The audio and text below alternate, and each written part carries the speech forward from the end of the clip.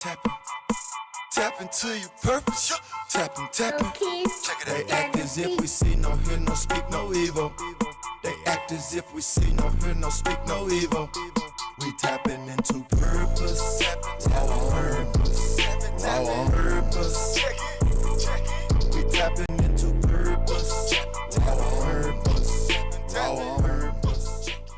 Yo, what's good? It's your boy Zay, And it's your boy Rashad. and this is the Raw on Purpose podcast. That's right, the Raw on Purpose podcast, where it's about tapping into your best self while being your authentic self and tapping into your divine purpose. And of course, we bring the best conversations to help you to tap more into who you are, doing what you're supposed to do, and thriving in your purpose. That's right. So we got a dope one for you today. We have a special guest joining us. He's a cook. He's 6 feet tall. He decided to put them together, call him the 6 foot cook. So we'll dive into that. But do us a favor: like, share, comment, do all those things to help us stay in the algorithm. I think you guys are going to enjoy the show. So like I said, we got the 6 foot cook with us, y'all. Let's welcome to the stage. What's going on, man? What's up, man? How you doing? Doing good, man. How's life treating you? Man, life is good, man. I'm just grateful to see another day. I'm above the dirt, as they say, so I'm in the best place I could be, man. That's For right. sure. That's right. So, man, how'd you come up with the 6 foot cook? Right? How did that name come about? Well, I was in an elevated state.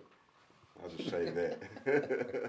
No, me and a good friend one day, man, was trying to come up with a name. I wanted a business, and that's back in the day when jingles was very, very popular, and just trying to put some things together.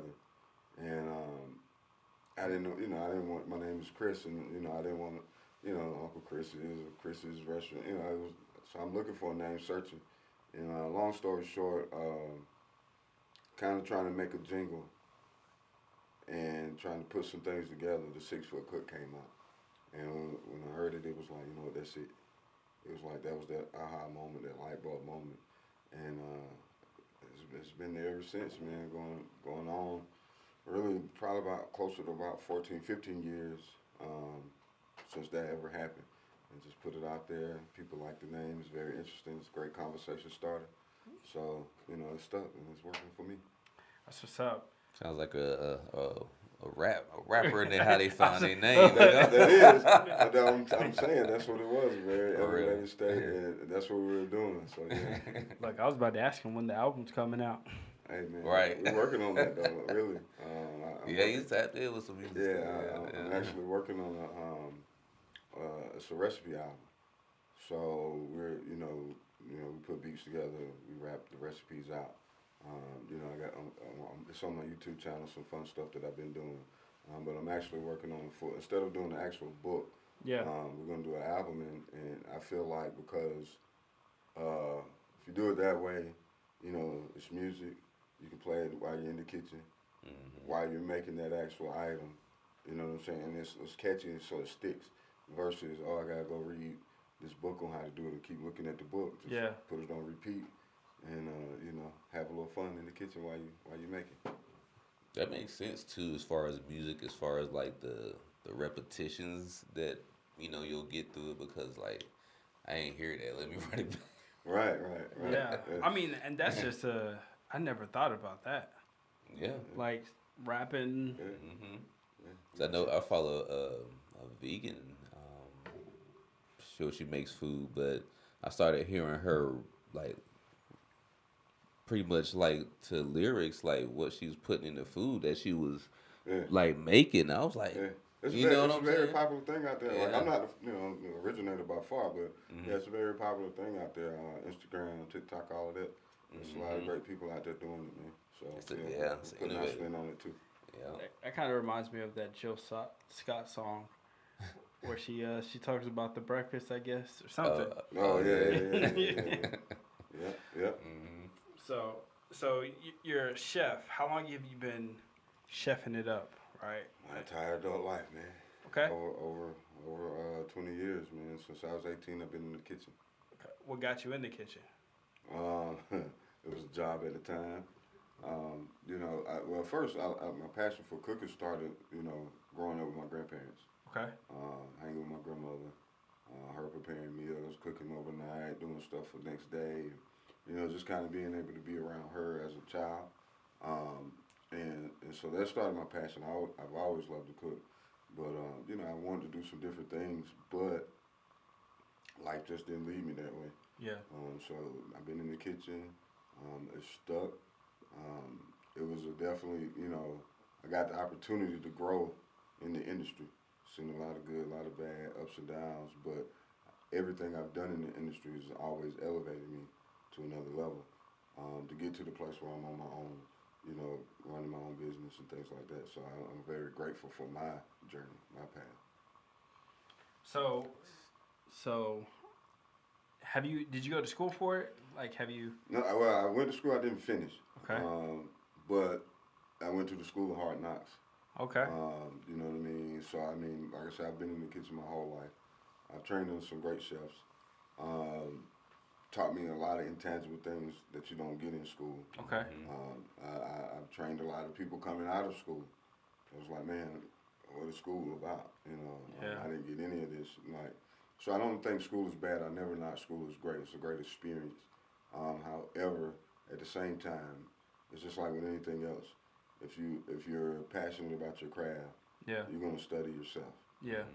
And you know, like I said, being under some great tutelage of different chefs out here, learning real world experience, you know, I was just able to perfect my craft and everything that I do. So, Behind you. So, what's your favorite dish to cook? All right. What or dishes? man, food, man. I really like. I really hate that question because it's like I do food. Okay. I do all food. I'm not just, you know what I mean? I'm not just going to sit here and say, you know, I love barbecue. I have a barbecue business as well. I can't just say barbecue because I'm passionate about food. So it doesn't matter what I'm making. I love it. And everything, and every time you make it, it's a different experience. Because every product is not the same, regardless if you get it, you know, the same product every time. Something's gonna be a little different. It may cook up a little different. So it's, you know, you make fun who you're making it for. Yeah. All of those sort of things make a big difference. And you know, just having fun, and loving what you do. So, what would you say is the most, um, the greatest part of the experience of cooking, or your favorite part of the experience of cooking? Because that's what you do, and that's your passion that you love. Like, is it like the delivery of like the reaction you see on people when That they first bite. that first bite? The first bite tells the tale. You Yeah. know, like because in my experience, you know, especially like doing personal chef stuff and like that, you know, people are hyped up about it. You know, they found you, they're excited about the event coming up or the date night or whatever it is they got going on. You get there, you're preparing stuff, or they're coming to you. You know, they heard about you, heard good things, and so they're excited, right? And that's to me the most important and key part is when I deliver that plate to you. Right. One of my sayings is I want to exceed your expectation. Mm-hmm. So when you taste it, whenever you're eating, I don't care. It could be meatloaf. I don't care. I want that to be the best meatloaf you ever had. And you know, that first bite is like babies. You know, toddlers, they don't lie. You know what I mean? Right, They're gonna right. tell you exactly what's on their mind. So the moment they taste it, it's like, and you can either see that person light up. Yeah. And it's like, what is that? You know what I mean? So when you see that, you know, one, you did a great job. Two, you've accomplished what you came for. So that's what Right. I look for every time. So you said you've on a few occasions you have like businesses. What all are the businesses? You got a barbecue business. Yeah, so you know, my bread and butter is the 6 Foot Cook Catering Company. Okay. So we do everything from inside of that. Everything else kind of umbrellas out.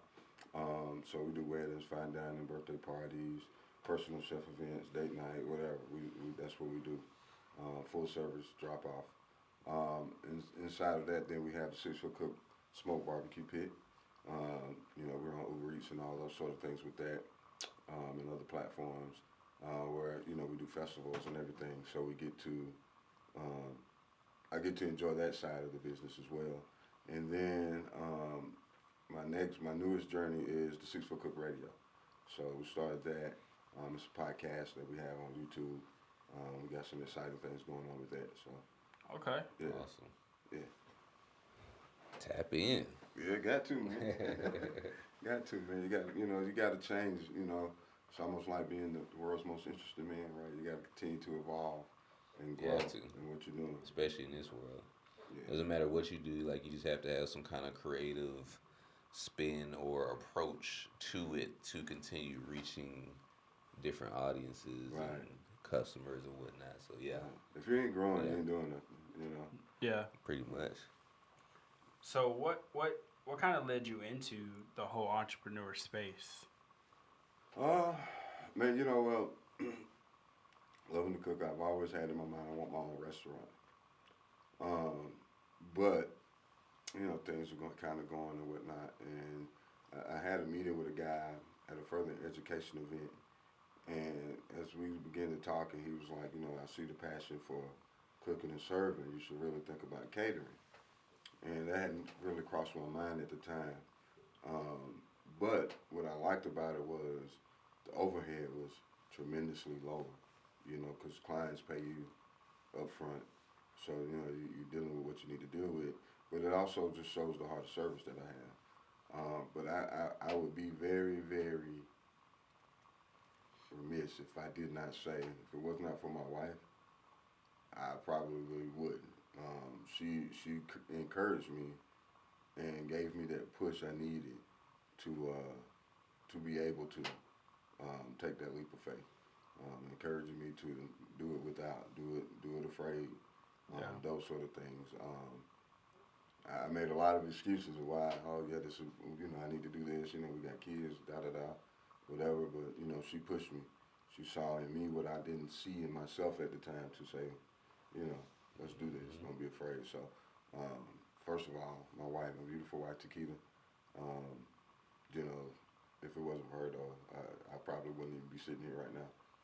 So we may have some like people that are cooks, right, in the restaurant business, or they're wanting to start a catering company, or even just starting a business. What are some of the things that, specifically as a cook, as someone that prepares food, what are some of the things that they should focus on as they build their business? Focus on you, right? And the reason I say that is you want to present the best form of yourself, because business is really, it doesn't matter what you're doing, what you're selling. People will use your service or product based upon you. You know what I mean? People are really buying you. So first of all, personal self-development is key, right? And then don't follow the trends. I get there's trends, there's trendy things going on, and if that's something you enjoy, cool. But don't chase those things. Stay in your lane. Know who you are, what you can do, perfect that, and sell that. Solve a problem with that. You know what I'm saying? Because it's far too often. It's people go out and like right now, right? One of the most popular things going on is these poke bars. Right? Everybody does a poke bar, right? Okay, it's great food. It's a great, cuisine, but at the same time, everybody's trying to do it now. Yeah. I think of different franchises that are out there, and they're trying to do everything. You start off as a taco place, but now you got fried chicken, you got, you know what I'm saying? breakfast. Because you're trying to, selling breakfast, all that sort of stuff. But stick to what you are and perfect that. You know what I'm saying? Yeah. Elevate that level of what you're doing, and stop trying to run and do everything, chasing dreams of someone else. Yeah. But what is your vision? Who are you? What is your purpose? And when you understand that, no matter what you face, no matter what you go out here and do, when you have that goal in mind, you'll accomplish it every time.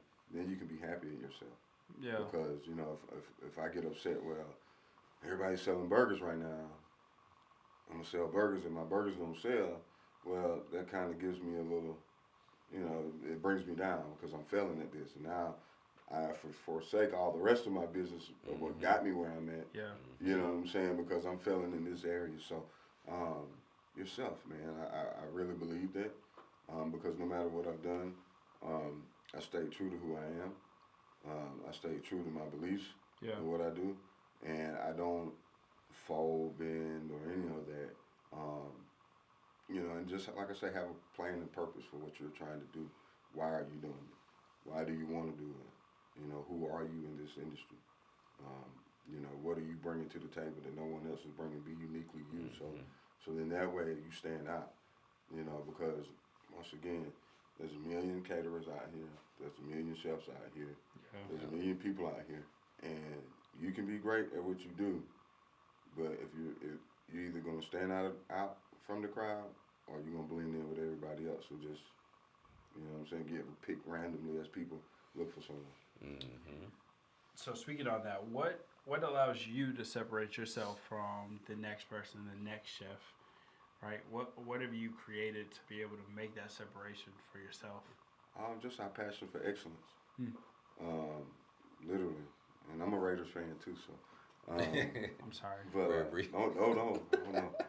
I'm sorry. No, my wife said the same thing, but no, commitment to excellence is the reason why I said that. But my passion for excellence, man. With my years of experience, I wanted to bring service back into our service industry. When you go places, they tell you what you're gonna do, they tell you what you're gonna get, and you have people spending their hard-earned dollars, and they don't like the menu, they don't really like what they're getting, So we're fully customizable.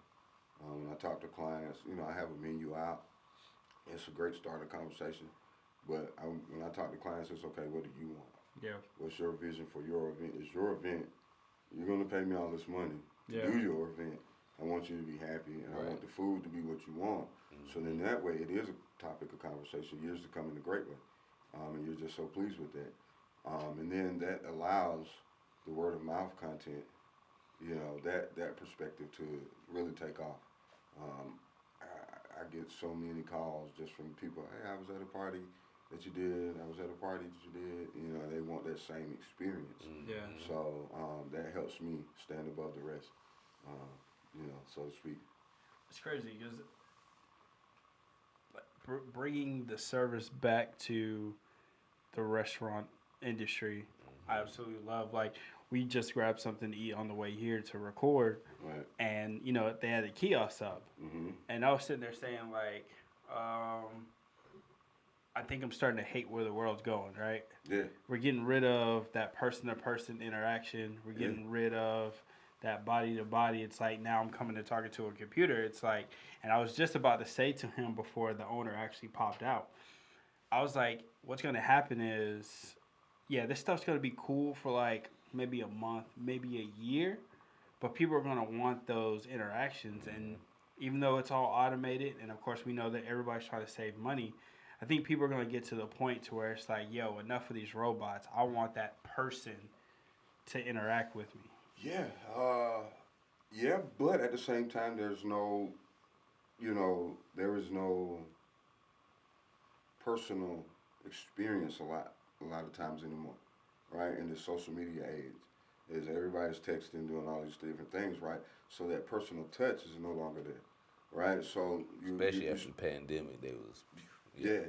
So you start to lose touch of that, right? You lose sight of that, right? You become numb to that. Yes, people want it, but at the same time, they're learning to live without it. It's funny you mentioned that, the kiosk, but man, there's a lot going on. They got robots cooking the food. I was at a place a couple of days ago. They didn't have servers. It was a little robot, had 3 levels, right? And the guy in the back put the food on, hit a couple buttons, turning now. Excuse me, I'm about to turn. The little robot rolling right along. It comes right to the table, comes in front. You got to grab your food off, and then senses once you get everything off. Okay, thank you. Have a great day. Roll right off, right? And some people might love that because now they don't have to tip, right? Yeah. But I mean, like, there's no server, there's no, nothing, and then you hit the little button if you want, a refill, and the guy pops it on the back, sitting on the robot, and it's like, man, but that's the way of the world. We're going into that futuristic thing, And I agree with you. I think people are going to think it's a great idea until it's not anymore. Yep. You know, and I just don't know how long that not anymore is going to be, how long it's going to last. I don't think it's gonna. Honestly, I mean, I could be absolutely wrong. I don't think it's gonna last that long because I think people are gonna get tired of seeing homeless people, right? Like, I think it's gonna get so. As much as like these corporations are trying to chop off all of the because they're only doing that because they want to save money. Hmm. But people, when tragedy, when people see people down, like our instinct is to help them. Right. So I think, it's an interesting space. Like a lot of people are excited about all this, like, but it's just like it's hard going to restaurants. I might be one of the ones that's gonna be like cooking at home, right? Because it's like there's nothing like having the waitress, even if they're rude, right? It gives you an opportunity to at least leave a mark on their day. Sure. You know what I'm saying? Sure, right. And I guess like you said, in the social media age, we've become so self-absorbed that not enough people care about people. Right. Well, you got to also look at it though, right? Like everybody's trying to become an internet millionaire. Everybody trying to get places fast. Yeah. So you have that going on as well as you have these different apps that are like gigs. You know what I'm saying? The gig employee. Everybody's kind of going to that, right? We're getting away from the industrialized age very, very quickly now. So you no longer people are realizing you no longer have to sell your time. You know what I'm saying, or sell it in a different way that gains you more time or freedom. So you have your Uber, Lyft drivers, Door Dashers. All these things, and people would rather do that than sell their time to a job for 8 hours straight, 12 hours straight to get a check when I can go out here, take breaks when I want, do what I want, and make the same wage. Because realistically, I mean, you got to the point. I mean, McDonald's. I seen a sign the other day, $18 to start. Mm-hmm. You see what I'm saying? And when these companies, what they're realizing now, are the issues being forced back to the power going to the employer. No, excuse me, employee. Yeah. Because now they need people. So they're subsidizing with things like the robots, the kiosks, because they can't get people to stay on the job now. Yeah. It's very like. It's like they're being forced to lean into that whether they want to or not. Yeah. It's not necessarily that they're doing it to push people out to save money. It's especially the Great Resignation area, as what they're calling it. It's very tough. I mean, I also think it's that they just weren't paying people enough too, though. I mean that too. Yeah, like that's the case. But I mean, think about it. Before all of this was going on, people still went to work. You had to go to work. You had to pay your bills. Mm-hmm. The power was kind of in the job's hands because you needed a job to live, right? That's how you're going to make your money. Now, with people having options, now when people start to exercise those options, you get what you got going on. Yeah. And now they're trying to keep up. But I don't think, but it also tells the tale of bad business. Absolutely. People have expanded so far beyond their reach. Absolutely. And so those failing businesses are going to begin to fail, and it shows. I think the pandemic showed us that. Yeah. Because those that are still standing are still standing. Yeah. They were sustained in some type of way. I'm not saying people didn't take a hit. I took a hit. It hurt. But we're still here. Yeah. So, not overextending yourselves. That's why you look at a lot of places that close down. Oh, we're having to close 72 stores. Well, those 72 stores weren't producing anyway. Yeah. Realistically, at the end of the day, though, that's why they were closing. Yeah. They were hurting your bottom line already, so you had to cut, trim the fat, so to speak. Yeah. Yeah. Yeah. Yeah, it's like, him and I have conversations all the time, especially since like the pandemic has happened and people beginning to even value, like you can see people's values beginning to change. Yeah. Right? Seeing people want to spend more time at home than doing a whole lot of traveling, and it's sad that it took something like that for these corporations to see like, yo, like these people are not slaves, they're human beings. Right, and then seeing all the mental health all the mental health stuff come out because like they're saying like now today like people are more depressed and more Yeah. people are displeased with their work environments than ever before. Mm-hmm. And it goes back to like you said, it's like it's leadership, Right. right? It's the not putting that personal touch again on making sure that people are growing. Mm-hmm. You know what I'm saying? Right. Like making sure that they're able to put food on their table for their kids. Right. Like there's a guy that's out in Seattle. He was talking to one of his workers, and she was like, "Yeah, I'm about to leave. I'm about to go. I got to go to my second job." And it made him sit back and reflect. He was like, "I pay you well enough. Why are you going to get a second job?" And so he realized. He said, "Okay, I'm gonna cut my salary, and everybody's gonna start at 70K." And I'm like, yo, if more corporations kind of had that mindset of, let me make sure that I'm able to take care of my people, Sure. right? Like I think of even like as I build my business, like I want to be able to pay people market share, right? Right. Market price, because when you pay people well, they tend to perform well. Right.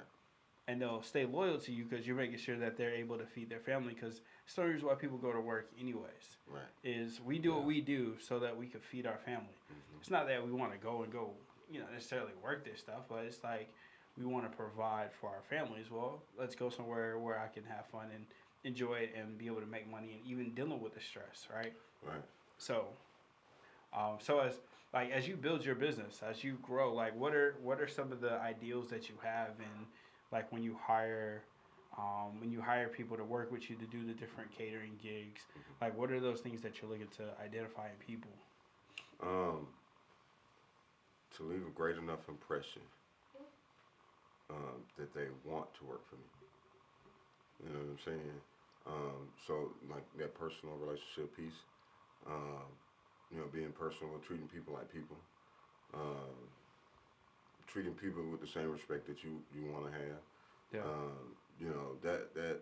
That in and of itself. See, a lot of times I learn, I've been in different management roles, but what I learned the most is people will accept a lower wage for the simple fact of respect. If Yep. they feel respected Yep. on their job, right? Yep. If they feel respected by their immediate supervisor, their immediate supervisor is the number one reason people leave their jobs. It's not because the workload is too much. It's not because they're not paid enough. Dealing with the immediate supervisor, right? So that leadership, once again, that leadership piece. One, two, you get to know people, and you get to have. If you're a personable person, you can connect with people on whatever level they're on. Yeah. Right, whatever they got going on. People have a tendency, it's funny me and my wife talk about it, but we have a relationship. Well, the way we have relationships with people, a lot of times we end up finding out a lot more than we ever asked for. Yeah. But people feel so comfortable, they have somebody to talk to. So it's like, okay, I don't judge, I listen, and I try to help in any way I can. So just the people who work with me, man, it's like that. We build relationship over anything else because I know that when I need you, I can call on you and you're going to be there as well as I. You know what I'm saying? So as I'm searching for gigs and doing different things, trying to get these events, I'm not only thinking about myself and my family. I'm thinking about these guys too. Yeah. You know what I'm saying? I'm thinking about, okay, we need X, Y, Z to make sure everybody's straight. Things of that nature. So when we building and as we're growing, I have everybody in mind that's been with me or continues to work with me. Because sometimes you gotta go on call. It's just what it is. Yeah. We don't have anything going on right now. So, I want to make sure that if that's the case, they're taken care of during that time as well. You know what I'm saying? If we have a dry stretch or something like that. Pandemic taught me that. You know what I mean? So, you want to make sure that everybody's okay in that regard so you don't have to go out and work two jobs. Two jobs are for two people. I was told that Yeah. a long time ago. Yeah. And don't get me wrong, I've done it myself, man. Yeah. I had to. Just got to do what you have to. But that as a business owner. Yeah. And that's the difference between supporting small business and corporations. Because corporations, everything is a number. Yeah. They type in whatever they need to type in on this report. They look at their sheet when it prints out. or this computer screen that say, okay, we need to get this amount of dollars here, we're this much short. How do we do it? Cut. Oh, it's too much money over here. We need to cut that. Yeah. Or it's not enough here. We need to, whatever. And you don't realize, or nor do they think about the people. It's the end result. Yeah. So it's more important to get the end result than well, we need another $20,000 over here. Well, that's going to affect 5 people's lives. Yeah. In a derogatory way. Yeah. But they're not thinking about that because that's your work performance to get that done. Exactly. You know what I mean? So Hiring at the end people of to the do day, dirty work. the only thing you're thinking about is feeding your family when you make these decisions, but not necessarily the people that it's going to affect further down the food chain. Yeah. Yeah, we actually talk about that. How like people they just look at balance sheets Yeah. and not like these like you said they see numbers and not names. And it's like I actually had a conversation with a very close like mentor of mine, and that was his job was to figure out ways to fire people essentially. Yeah. And like It's a when you whole job. yeah, Yeah. and it's like when we were talking, it was like when I retired, man, like the realization of like I spent 2 decades or a lot of time talking about like, hey, I'm gonna let you go. Yeah. You know what I'm saying? Like Yeah. that's what you, and it's like, and like you said, with these corporations, it's like they're saving money, and it's not that they don't have the money to really spend. It's just that the shareholders want Right. what they want. More revenue, more dividends. Yeah. So it's like, you killing somebody's job to make somebody that already has more than enough money to take care of their family. You're making sure that people with more than enough has what they need compared to what someone that this is how again they're providing for their family, like they're putting their kids through. But then that's how you go full circle, right? So now, when people are given the opportunity or opportunities arise, right? That's why they're taking advantage of it now. Yeah. Because they no longer are stuck to have to subscribe to this type of labor or anything like that. They're able to make choices for themselves. I mean, I think about it like this, right? And this is no knock to Uber. I think about Uber, and I think about their model. They don't own a car on the road. Right. They're not paying insurance or damages on any of these cars that are on the road, working for them, right? But they're providing a service through their name. Mm-hmm. People are willing, they're connecting the driver with the customer, and they're $1 billion company, right? Yeah. And the people that are driving for them are not. You see what I'm saying? So it's a difference maker, right? And I think that's where you start to look at things of an entrepreneurial mindset Yeah. versus an employee mindset. And so I think what we are seeing right now is a transition of the two. A lot of people are coming outside of that employee mindset, going into the entrepreneurial piece. And so this is what it kind of looks like. Yeah. And the two are going to butt heads eventually. And we've always been paid. If you work a job, you were paid just enough to come back. Yep. You got all your bills paid. You fed your family. Yep. You got to come back for more. Yep. You know what I'm saying? Man, I And can't stay at this job. now that that's no longer the case, people have an opportunity. I think we're going to see a major shift in that. So, Yeah, I agree. I mean, I've done Uber. yeah. And it's also honestly it's also an illusion that you're free too. It's definitely an illusion. Like You're a people slave to don't. the car, man. You're a slave to the car, and most people don't know how to like work strategy into how they do it. Mm-hmm. And it's like you hear people like, yeah, man, I was in the car for 12 hours. Like, good grief! Like, and you made how much? Right. And it's like and like you said, in Uber, outside of some drastic situations that they cover, but that they'll cover. I think you get like up to I think 100,000 or something like that of coverage if once you're on the app. Right. Like they have a level of responsibility for it. Okay. Right. So once you click and you're driving, and as soon as a passenger gets in the car, Right. like your insurance as well as Uber's on the hook for it. Right. Right. Okay. And then as soon as you drop them off, then you're just on the street until you Right. pick up somebody. So it's like the only time you're covered from from a company standpoint is when you got a passenger in the car. Right. Which, and you know, I thought about that even doing my taxes. Like the other thing that most people don't know is like when you get your taxes at the end of the, they show you how much money that you made, Right. and then they show you all the fees that you had to pay them Mm-hmm. as your expenses, and then they show you what you brought home. Right. And it's like, Right, yo, like you yeah. start seeing that, Yeah. like you only take 40 to 35% of Right. what they make home. Right. And most people don't sit down and take the time to really see, like, oh, they're like Yeah. again, it's an And illusion. Uber really is not paying you a lot. They're not.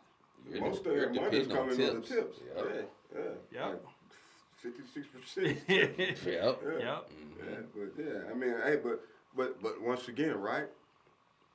The difference between an entrepreneur and an employee mindset, right? It's still a transition going on. While it's a great opportunity for someone if you use it the right way, it's not a lifestyle. It's not, because you got to count the cost. So all the stuff you just named, as well as Yep. you got gas, Yep. which is probably like realistically going to be like 50% of what you actually bring home, 100%. right?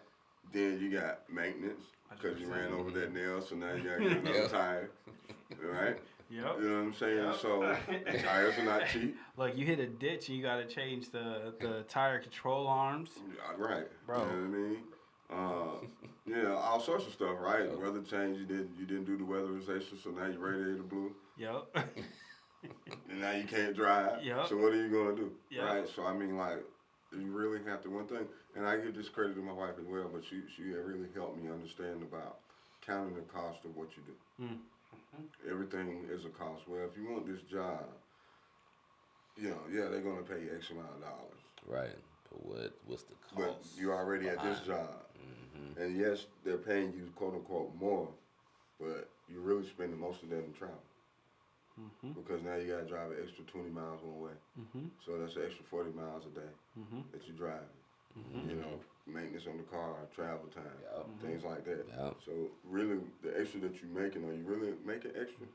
Because it only took it took a couple times for me to really understand. Like, darn, I'm still seeing the same amount of money.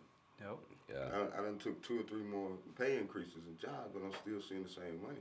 And it's like, yeah, you got to count the cost. Yeah. And I'm like, yeah, you're right. 'Cause we only see know what? one side of the dollar, Right, yeah, right. if you will. Yeah.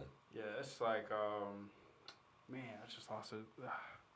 But like, I think about that. Like, again, when I would do Uber, like, it'll show at the end of the year, like, you made X amount of dollars, and then you start cutting off all the stuff that you had to pay for to maintain it. Like, you got oil changes, right? You got to switch to, you're technically supposed to be on commercial insurance. Right. That's higher than regular insurance, right?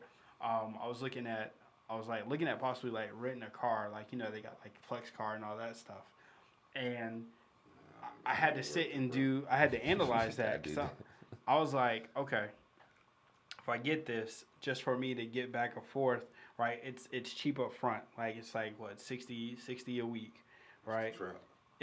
But then you look at the mileage, like, it's like 50 cents a mile. They hit you for that. So it's like, I did the math. I was like, it's 25 there, 25 back. That's $20. That's $20 a day just paying for the mileage, right? Did the total for the month. I was like, yo, this is more than a car note, not to mention the gas. Right. All to have it to where if the car breaks down, I can just go take it in to turn it into another one. It's like, and again, it goes back to sitting down, like, what are the costs of these things? What does it cost to give this? Like, it's a conversation I have with my wife all the time. It's like, all right, you want to do this. What are you willing to sacrifice to be able to get to that point? Right. And you have to give up something to have something. Right.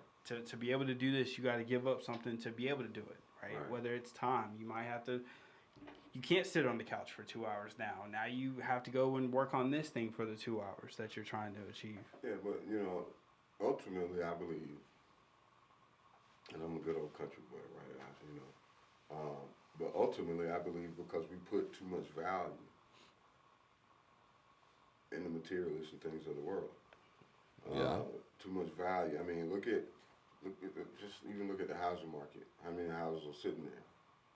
We talk about people on the streets, but we have all these empty apartments, duplexes, condos, whatever the case may be.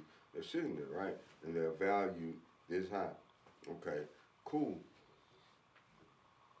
Keeping up with the Joneses, whatever you want to call it. But when we lived under like the trade and barter system, the real valuable things of life were in proper perspective. They're so inflated right now, right?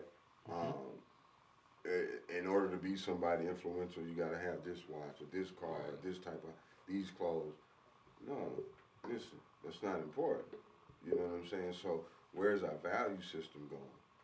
Because that's the only reason you're running the rut that we run in, of chasing these things or working this hard or doing things like that, is because we're trying to keep up an image for other people to judge our lives. You know what I'm saying? If you look at some of these other countries or other places, people live in huts and they're just happy. They have everything they need. They have the food they need. It ain't all sad stories. You know what I'm saying? It's not all, they're struggling. You know, it takes 15 cents a day to feed, and they're struggling. No, they're happy. They're living their life. They don't put the value in things. They put the value in the people. You know what I'm saying? Their family. So at the end of the day, this house or this car doesn't equate success. It may look like it, but I'm $100,000 in debt and credit. You know, I got the debt collectors calling all my friends and family. You know what I'm saying? But I look good. I'm doing it for the gram. I look good, right? And that's just not. That's really not the case. So you know, they teach us to live in debt and treat it as a success. And that's not the real case. So when people can kind of, I hate to even use the word wake up, but people can kind of wake up from that stupor, then you can really understand, I have what I need, putting things in perspective. I have exactly what I need. I don't care. Like, wanting nice things is great. I want some nice things, but will I die unhappy or be regretful if I don't ever get somewhere? No.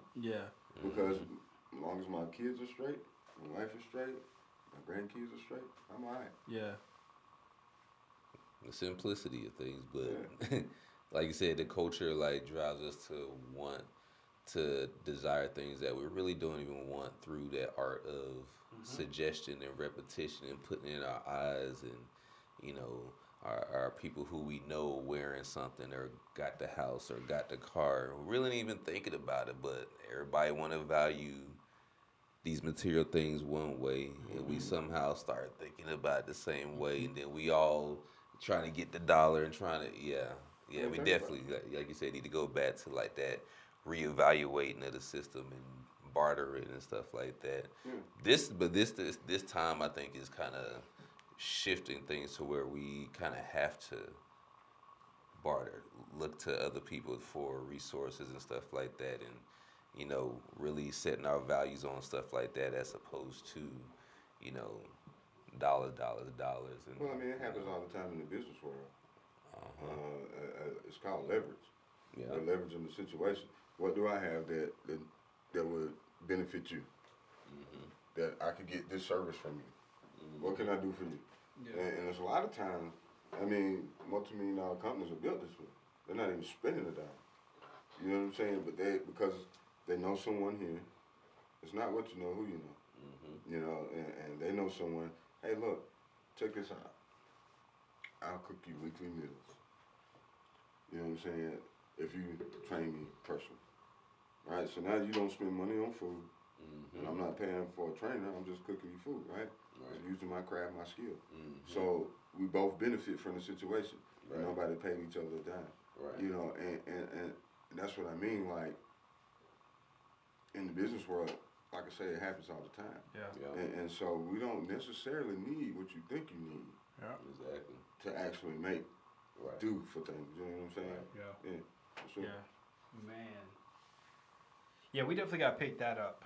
That whole bartering conversation. Like, are you good to sit around for a part 2? Absolutely, man. Look, you guys are awesome. I like kicking it. I can talk all day with y'all. Some great stuff is being said. Great conversation. I know, we hate to have to break it up, but I think there were so many nuggets from just this conversation that you could just take some time this week and listen to it and see how you can plug it into your life. Really, and me and Rashad have been talking about the whole bartering thing. Honestly, that's what him and I do, right? I shoot his content and I work out with him, right? And it's like you even get into the mindset of we actually had the conversation this week. I was like, dude, I want to respect you enough to pay you, right? I want to respect. I don't even want to. Let's go work out together. I don't want to be in your place. But he had to remind me. He was like, bro, it's not what we do, right? This is not that's not important, right? So you gotta deal with whatever that is you're dealing with. You gotta deal with it. So, but I hope you guys enjoyed the conversation. You definitely want to check out part 2. But if you enjoyed this. Actually, before I jump into that, bro, you got any last words? You the benediction guy. Not in 2023, no.